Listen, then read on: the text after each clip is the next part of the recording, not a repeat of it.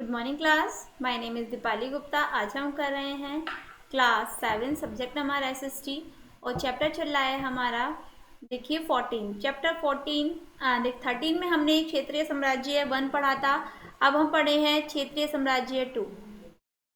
ठीक है, चलिए स्टार्ट करते हैं। चैप्टर 14 हमारा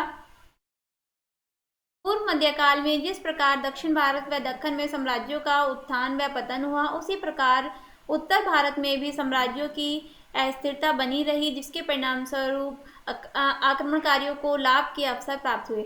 देखिए आपने पढ़ा होगा कि जो प्राचीन काल था उसमें जो राजा होते थे वो युद्ध किया करते थे और दूसरे राज्य को जीतकर उसे अपने राज्य में मिला लिया करते थे, या फिर कोई बाहरी शक्ति आती थी, जो क्षेत्रीय राजा होते थे उन पर आक्रमण कर कर उन्हें अपने अधीन कर लिया करते थे।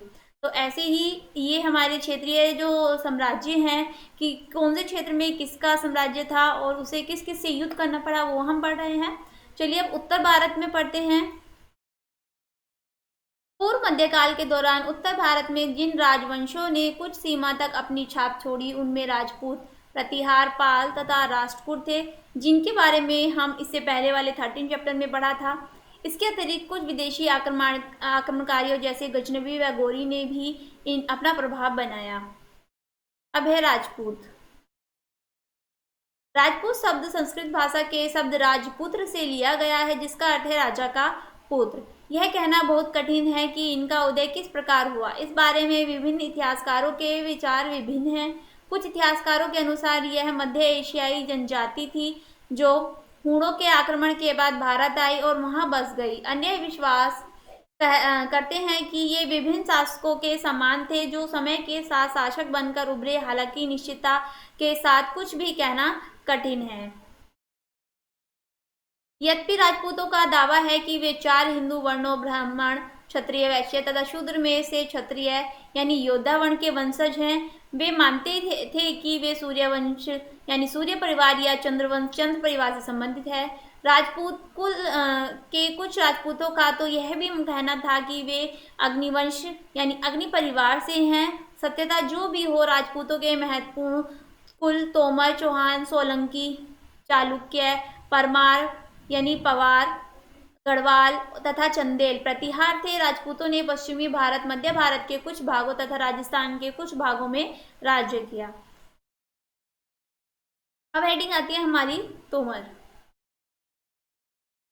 तोमर 18वीं शताब्दी में शासन में आए। इन्होंने दिल्ली का यानी जो वर्तमान में दिल्ली है, ये दिल्ली का नाम है हमारा, नगर की स्थापना की। ये दिल्ली व हरियाणा के छोटे भागों में शासक थे। इन्हें चौहान से पराजित किया। ने पराजित किया। पृथ्वीराज चौहान के बारे में आप लोग जानते हैं, यहाँ पे इनकी ये फोटो भी दिखाई गई है। अब पढ़ते हैं हम चौहान के बारे में। चौहान का प्रभाव दिल्ली तथा अजमेर में था। सबसे महत्वपूर्ण चौहान शासक पृथ्वीराज चौहान थे। उनके शासक के दौरान ही मोहम्मद गौरी ने भारत पर आक्रमण किया। पृथ्वीराज चौहान ने 1191 ईस्वी में तराइन के युद्ध में इस आक्रमणकारी को पराजित किया, लेकिन उनसे एक गंभीर भूल हो गई कि उन्होंने पंजाब को आक्रमणकारियों से मुक्त नहीं कराया। परिणाम स्वरूप मोहम्मद गौरी ने अगले वर्ष 1192 ईस्वी में कुछ तैयारियों के साथ दोबारा आक्रमण किया। वह पृथ्वीराज चौहान को तराइन में पराजित किया। दुर्भाग्यवश अन्य भारतीय शासकों ने यह उस समय पृथ्वीराज चौहान को सहयोग प्रदान नहीं किया और इस पराजय ने भारत के मुस्लिम शासक की नींव रखी। परिणामतः उत्तर पश्चिमी सीमा क्षेत्र में आक्रमण बढ़ गए। चंद्रबरदाई द्वारा लिखित प्रसिद्ध पुस्तक पृथ्वीराज रासो में पृथ्वीराज चौहान के पराक्रमों के विषय में लिखा गया है। अब नेक्स्ट हमारा सोलंकी। देखिए पृथ्वीराज चौहान के बारे में एक पुस्तक लिखी गई है जिसका नाम है पृथ्वीराज रासो, जो किसने लिखी थी? चंद्रबरदाई ने। सोलंकी का शासन काठियावाड़ व उसके चारों ओर के क्षेत्र में था। ये गुजरात के चालुक्यों के रूप में भी जाने जाते थे। इन्होंने माउंट आबू में दिलवाड़ा जैन मंदिर तथा मोडेरा में सूर्य मंदिर का निर्माण कराया।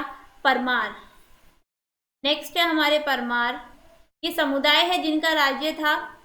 परमार मालवा के शासक थे। पहले ये प्रतिहारों तथा राष्ट्रकूटों के छोटे समान थे। इन्होंने अपनी स्वतंत्रता की घोषणा की थी। इन्होंने उदयपुर में नीलकंठेश्वर मंदिर का निर्माण कराया। अब आता है हमारा गढ़वाल। गढ़वाल ने कनौज के चारों ओर के क्षेत्रों पर शासन किया। जयचंद इस कुल के महत्वपूर्ण शासक थे। पृथ्वीराज शासो 1992 ईस्वी में इनकी सहायता मांगी थी, किंतु इन्होंने सहायता करने से मना कर दिया। 1194 ईस्वी में मोहम्मद गौरी ने इन्हें भी पराजित कर दिया। देखिए इसमें बताया गया है कि जो मुगल भारत में आए थे उनकी कहाँ से स्टार्ट हुई थी, पृथ्वीराज चौहान से। अगर उस समय पृथ्वीराज चौहान पराजित ना हुए होते या उनकी किसी ने मदद की होती तो जो मुगल साम्राज्य था वो स्थापित नहीं होता। नेक्स्ट है, चंदेलों ने यमुना तथा नर्मदा नदी के बीच बसे बुंदेलखंड पर शासन किया। इनकी राजधानी खजुराहो थी। कीर्तिवर्मन ने इस कुल के महत्वपूर्ण शासक थे। इन्होंने खजुराहो के सुंदर मंदिरों का निर्माण कराया। अब नेक्स्ट है हमारी कन्नौज के लिए त्रिपक्षीय संघर्ष।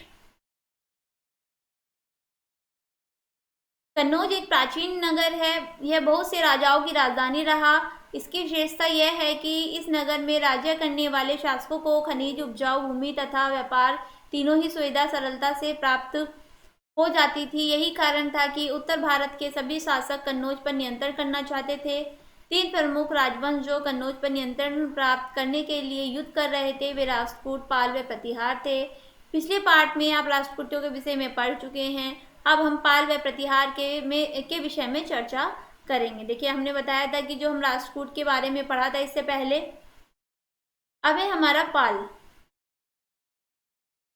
पाल का शासक क्षेत्र बिहार, झारखंड तथा पश्चिम बंगाल के क्षेत्र में था। इस राजवंश की स्थापना गोपाल द्वारा 1750 ईस्वी में की गई थी। वह एक चयनित शासक था क्योंकि उससे पूर्व के शासन की कोई संतान नहीं थी। गोपाल तथा उसका उत्तरदायी और पुत्र धर्मपाल योग्य शासक थे जिन्होंने एक शक्तिशाली राज्य का निर्माण किया। इन्होंने अपनी सेना को विशाल व शक्तिशाली तथा प्रजा को समृद्ध बनाया। इन्होंने दक्षिणी पूर्व एशिया देशों के साथ व्यापार को भी प्रोत्साहन दिया। इन्होंने अन्य देशों के साथ मैत्री संबंध स्थापित किए जिनमें तिब्बत भी सम्मिलित था। पाल शासक कला व साहित्य के संरक्षक थे। वे बौद्ध थे तथा इन्होंने बौद्ध धर्म को प्रोत्साहन दिया। इन्होंने विहार बनवाए तथा नालंदा विश्वविद्यालय का पुनर्निर्माण करवाया। इन्होंने मगध में एक नए विश्वविद्यालय की स्थापना की जिसे विक्रमशिला विश्वविद्यालय के नाम से जाना जाता है। पाल कन्नौज पर नियंत्रण के लिए निरंतर युद्ध करते रहे और कुछ समय तक उन्होंने यहाँ शासन भी किया। निरंतर युद्ध से इस वंश को कमजोर कर दिया। 12वीं शताब्दी में सेना से पराजित होने के बाद यह वंश का पतन हो गया। अब पढ़ते हैं हम प्रतिहार के बारे में। प्रतिहार ने राजस्थान व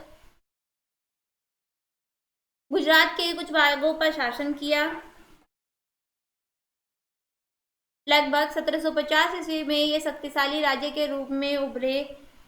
ये मल्लेच्छ को पराजित करके शासन में आए। इस बारे में कोई जानकारी नहीं है कि मल्लेच्छ कौन थे। मल्लेच्छ शब्द का अर्थ जाति के बाहर या विदेशी है। शायद इन्होंने उस समय सिंध में शासन करने वाले अरबियों को पराजित किया था। सबसे महत्वपूर्ण प्रतिहार शासक भोज था। यानी जो प्रतिहार का सबसे महत्वपूर्ण शासक था उसका नाम क्या था, भोज। उसे कन्नौज को जीता और उसे अपनी राजधानी बनाया। उसे प्रसिद्ध राष्ट्रकूट शासक ध्रुव से पराजित किया। ध्रुव के पुत्र महेंद्रपाल ने अपने साम्राज्य का विस्तार किया। प्रतिहार शासकों ने कन्नौज में सुंदर मंदिरों व इमारतों का निर्माण कराया। राजा भोज वैष्णव थे। उन्होंने विष्णु के एक रूप आदि वराह की उपाधि धारण की। उसके सिक्कों में वराह के चित्र खुदे थे। उन्होंने अरब तथा मध्य एशिया के साथ अच्छे व्यापारिक संबंध स्थापित किए। इस वंश के उत्तराधिकारी योग्य शासक नहीं थे। उन्हें मोहम्मद गजनबी ने 118 ईस्वी में पराजित किया। देखिए मोहम्मद गजनबी जो भारत आए थे वो किस लिए आए थे, मोहम्मद गजनबी से यहाँ जो भारत के मंदिर थे उन्हें देखकर बहुत ज़्यादा उत्सुक हो गए उनको लूटने के लिए, क्योंकि उन्हें लगा कि यहाँ के मंदिर बहुत ज़्यादा समृद्ध हैं और यहाँ इनको अपने राज्य में ले जाना चाहिए। मतलब कि उनको जो सोना था उस हमारे भारत में मंदिरों में वो यहाँ खींच लाई मोहम्मद गजनबी को, जिस कारण उन्होंने क्या करा, आक्रमण किया।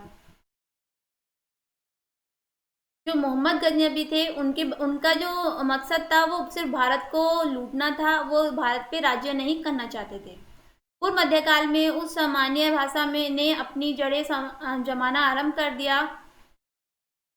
था जिसका उपयोग हम आज भी करते हैं। संस्कृत ब्राह्मण तथा अन्य उच्च जाति के लोगों की भाषा रह गई थी। गुजराती, बंगाली तथा मराठी का भी आरंभ हो रहा था। इस काल में अनेक साहित्य कार्य किए गए। हम आपको चंद्रभाष द्वारा लिखित पृथ्वीराज आसू के बारे में बता चुके हैं। यह राजस्थानी भाषा में लिखी गई थी। अन्य महत्वपूर्ण साहित्य कार्यों व बिल्लार द्वारा लिखित विक्रम देवचरित, कल्हड़ द्वारा लिखित राजतरंगिणी के नाम से कश्मीर का इतिहास, जयदेव द्वारा कृष्ण राधा कृष्ण के संबंध बारे में लिखित गीत गोविंद। देखिए उस समय कितनी पुस्तकें हैं, साहित्य हैं जो लिखी गई थी, और नई नई भाषाओं का भी उदय हो रहा था। इसके आगे का हम नेक्स्ट वीडियो में पढ़ेंगे। आज के लिए इतना ही। धन्यवाद।